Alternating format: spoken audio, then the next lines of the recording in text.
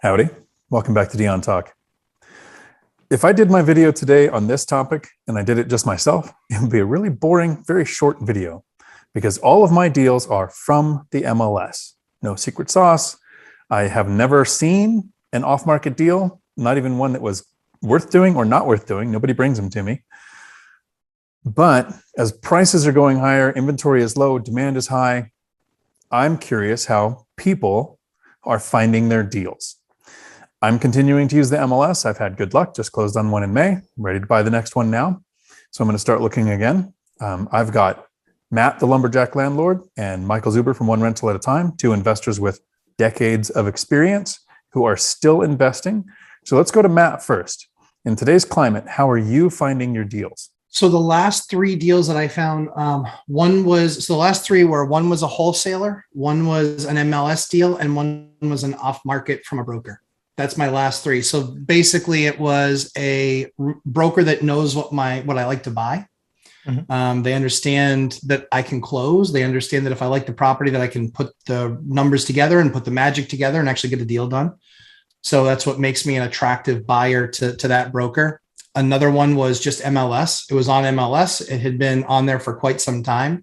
It was getting aged and they did a big price reduction and then they did another price reduction. And then I was able to buy it another 20% off their lowest price reduction.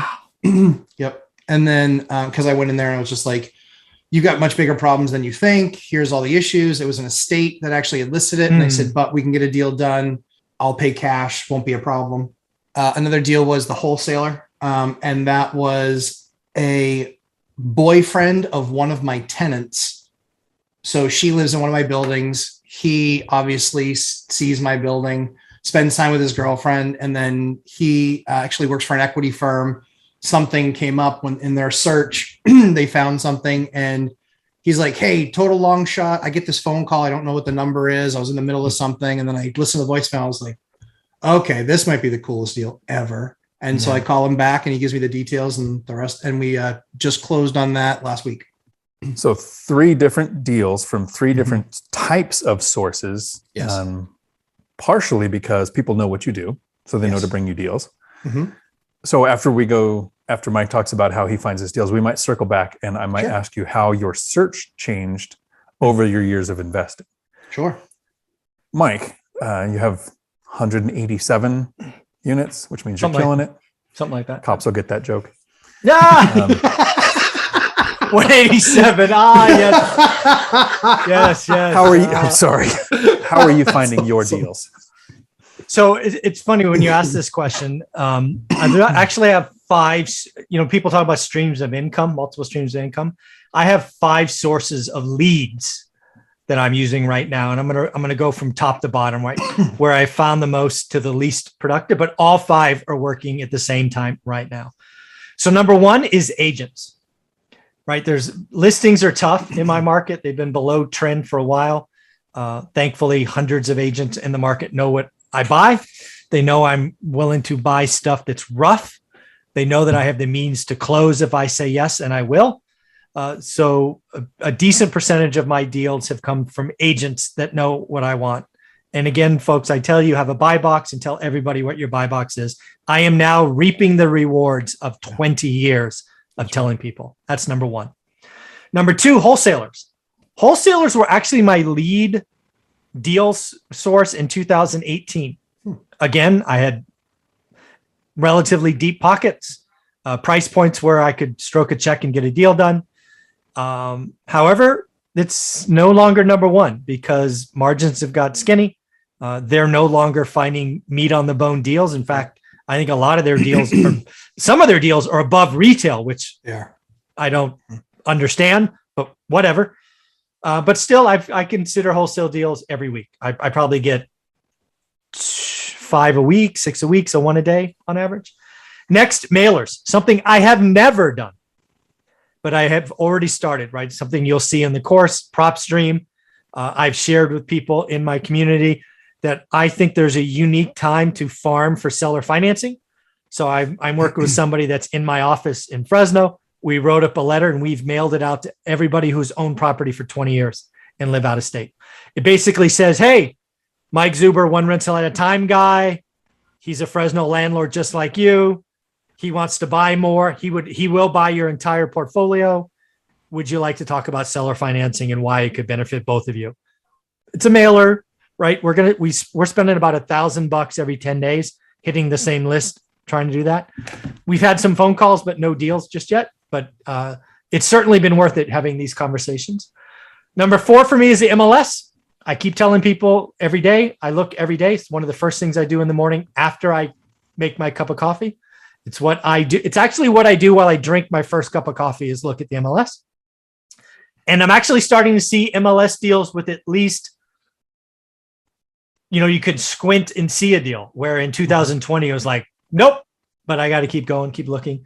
And then lastly, I did a probate deal last year with an attorney, and I've just started networking with other attorneys in my market.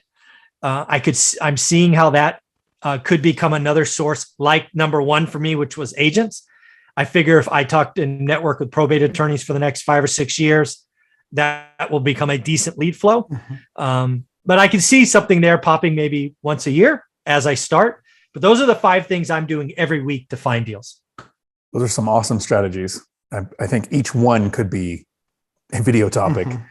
I'm really glad both of you guys are here sharing this today, because I think our investing goals are kind of different. You both created businesses that are growing themselves. I created a side hustle where I self-manage. It takes about 2 hours a month.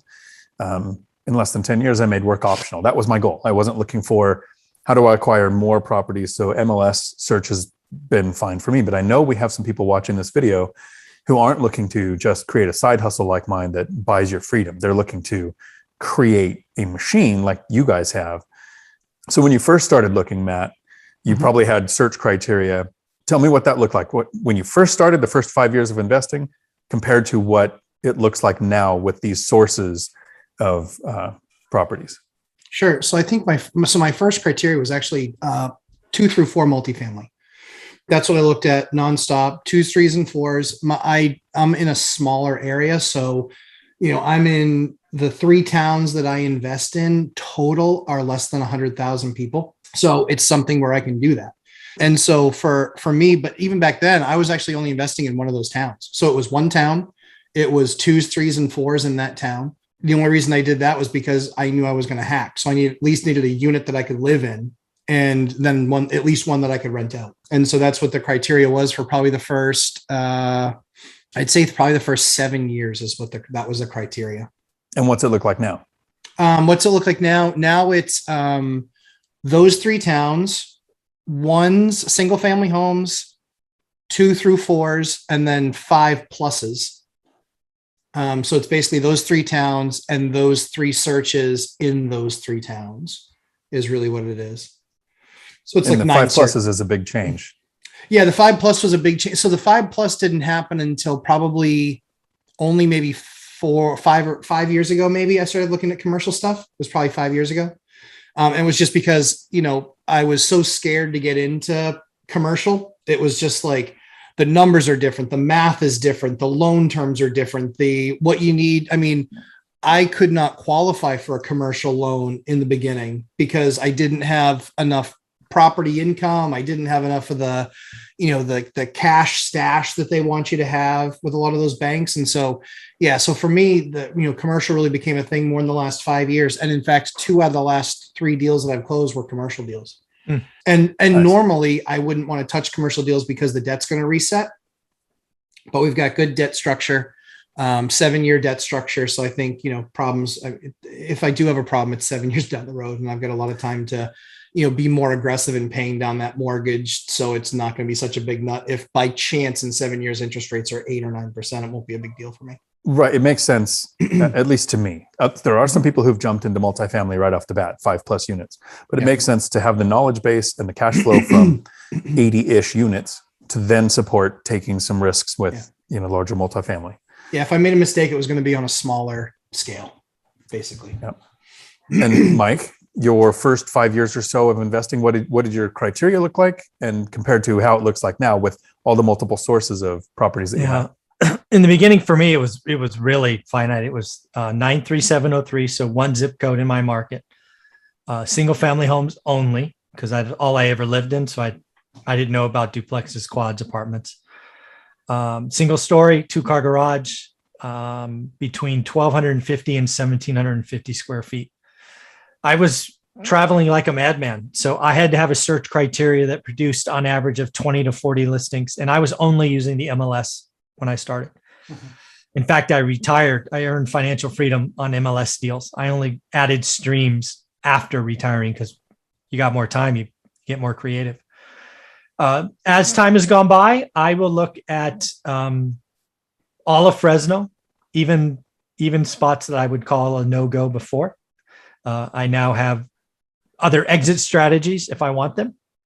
I will also look at any don't wanter. Like I have bought an office building. I have bought mixed use. I have bought a 2-story, like 10,000 square foot kind of corner lot office building that had been destroyed during the crash. I just cleaned it up, fixed it, and sold it.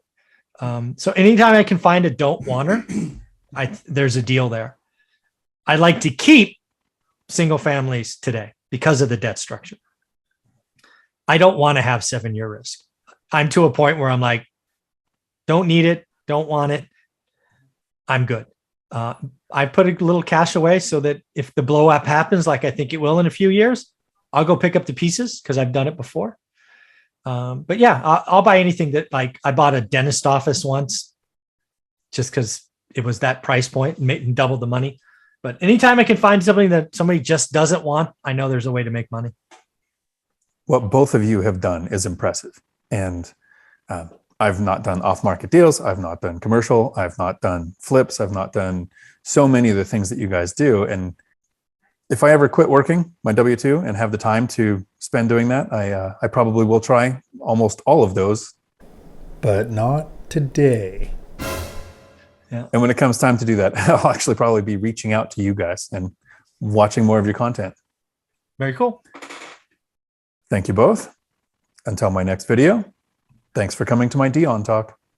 We're sorry, the number you have dialed is not in service at this time.